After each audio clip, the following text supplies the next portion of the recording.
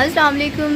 अॼु आहे 10 रोज़ो ऐं माशाल्लाह समा आया हींअर मौजूदु सोहराब सुंदरो जे घर ऐं ये व्लॉग ठाहियो अथव तव्हां? हा व्लॉग ठाहियां थी मां बि रिमशा व्लॉग छा व्लॉग्स ऐं सोचियमि त तव्हां सां बि हिकिड़ो व्लॉग शेयर कयां।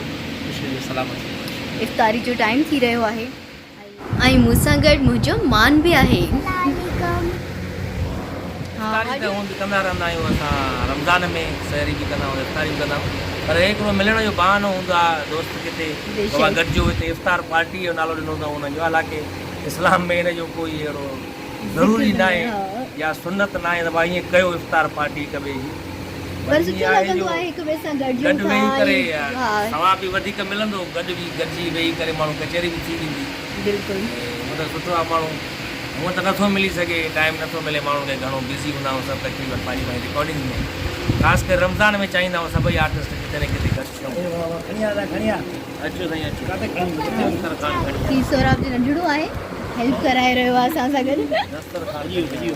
भॼी वियो मिंट में दस्तरखान खणी आयो आहे जीअं इफ़्तारी लॻण जी तयारियूं थी रहियूं आहिनि। वारा खणंदा ईंदा 10 रोज़े जो वक़्तु थी वियो आहे ऐं सोहराब साहिब हिते सामान लॻायो आहे। माण्हू थोरा आहियूं, सभु आज़ान जो टाइम थी वियो आहे। माशाल्लाह शुक्र अल्हम्दुलिल्लाह।